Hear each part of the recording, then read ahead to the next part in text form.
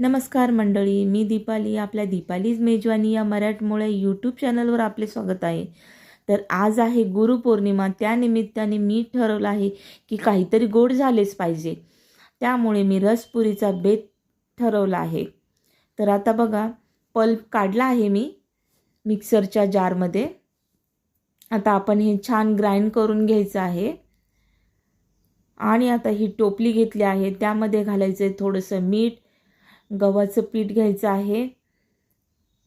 गव्हाच्या पिठामध्ये मी 2 चमचे रवा घालणार आहे, कारण याने आपल्या पुऱ्या अशा टम्म अशा फुगतील. लवकर त्याची हवा जात नाही, म्हणून आपल्याला रवा घ्यायचा आहे. बघा, इथे छान उंडा आपला मळून झाला आहे. तर आपल्याला घट्टच हा ठेवायचा आहे, जास्त पातळ करायचा नाही, कारण जेवढं आपण घट्ट ठेवू ना हे पीठ, तेवढं आपल्या पुऱ्या छान अशा टम्म फुगतात आणि जास्त वेळ त्या फुगूनच राहतात. अशा लवकर अशा नरम पडत नाही. बघा, इथे पुरी लाटून झाली आहे आपली. आता तेलसुद्धा गरम झाले. तर या तेलामध्ये आपण छान अशा फ्राय करून घ्यायच्या आहेत. त्याला झाऱ्याने थोडंसं दाब प्रेस करायचं आहे, त्याच्यामुळे ना छान पुऱ्या अशा फुलतात आपल्या.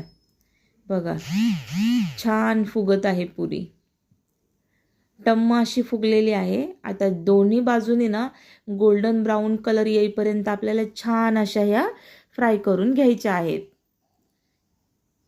आपल्या चॅनलवर नवीन असाल तर आपल्या चॅनलला नक्कीच सबस्क्राईब करा, लाईक, शेअर आणि तुमच्या मित्रमंडळींबरोबर आपली लिंक शेअर करा. बघा, बोलता बोलता आपल्या पुऱ्यासुद्धा रेडी आहेत. छान फ्राय झाली आहे पुरी आपली. गोल्डन काय कलर आला आहे बघा, छान गोल्डन ब्राऊन, अतिशय सुंदर असा कलर आलेला आहे पुरीला. इथे रेडी आहे आपली पुरी रस. गुरुपौर्णिमेच्या तुम्हाला हार्दिक हार्दिक शुभेच्छा.